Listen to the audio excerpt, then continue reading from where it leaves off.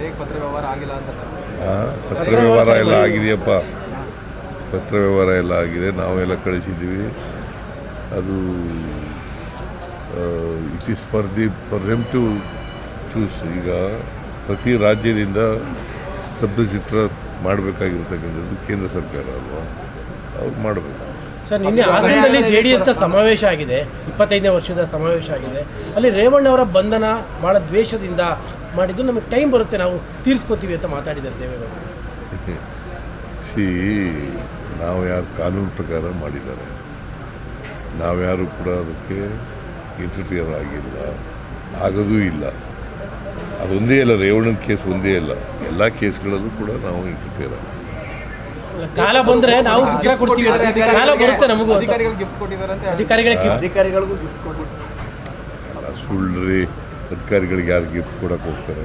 ಅಲ್ಲ, ಸರ್ಕಾರ ಅಲ್ಲ, ಇಲಾಖೆಯಿಂದ ಬಹುಮಾನ ಘೋಷಣೆ ಆಗಿದೆ, ಅದೇನೋ ಮಾಡಿಲ್ಲ. ಅಲ್ಲ, ಟೈಮ್ ಬರುತ್ತೆ ನಮಗೂ ಕೂಡ ಅಂತ ದೇವೇಗೌಡರು, ನಮಗೂ ಟೈಮ್ ಬರುತ್ತೆ ತೀರಿಸ್ಕೊಳ್ಳೋಕ್ಕೆ ಅಂತಾರೆ.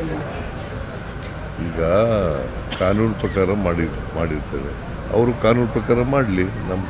ಅವ್ರ ಕಾಲದಲ್ಲಿ ಅವ್ರಿಗೆ ಅಧಿಕಾರ ಬಂದರೆ, ಅಧಿಕಾರ ಬರಲ್ಲ, ಒಂದು ವೇಳೆ ಬಂದ್ಗಿಂದ್ರೆ ಅಧಿಕಾರ ಅವರು ಐ ಡೋಂಟ್ ನೋ ಯಾವ ಅರ್ಥದಲ್ಲಿ ಹೇಳ್ತಾರೋ ಗೊತ್ತಿಲ್ಲ ನನಗೆ.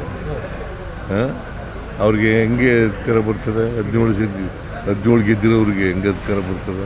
ಈ ಸಲ ನಿರ್ನಾಮ ಮಾಡ್ತೀವಿ ಕಾಂಗ್ರೆಸ್ನ ಅನ್ನೋ ಒಂದು ಘೋಷವಾಕ್ಯ ನಿನ್ನೆ ಆಯ್ತಪ್ಪ, ಬಾಯಿನಲ್ಲಿ ಹೇಳಿದ್ರೆ ರಾಜಕೀಯ ಭಾಷಣ ಮಾಡಬೇಕು ತಕ್ಷಣ ಆಗುತ್ತೆ. ಅವರು ನಾನಿದ್ದಾಗ, ನಾನು ಪ್ರೆಸಿಡೆಂಟ್ ಆಗಿದ್ದಾಗ 2004ರಲ್ಲಿ 59 ಗೆದ್ದಿದ್ದಾರೆ. ಈಗ ಎಷ್ಟು ಗೆದ್ದಿದ್ದಾರೆ? 17. ಬಟ್ ಅವರಿಗೆ ಬಿಜೆಪಿ ಜೊತೆಲಿ ಇರೋ ಕಾನ್ಫಿಡೆನ್ಸ್ ಇದೆ.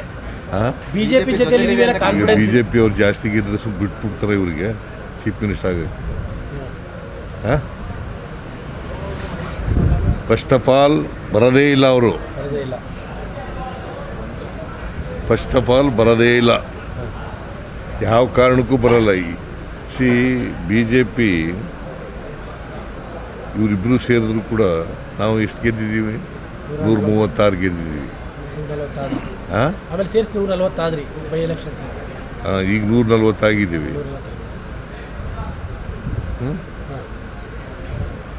ಹೆಂಗೆ ಗೆಲ್ತಾರೆ? 28ಕ್ಕೂ ನಾವೇ ಅಧಿಕಾರಕ್ಕೆ ಬರೋದು.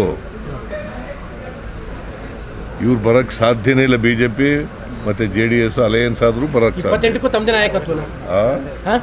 ಯಾವುದು? 28ಕ್ಕೂ ತಮ್ಮದೇ ನಾಯಕತ್ವ. ಹೈಕಮಾಂಡ್ ತೀರ್ಮಾನ. ಓಕೆ.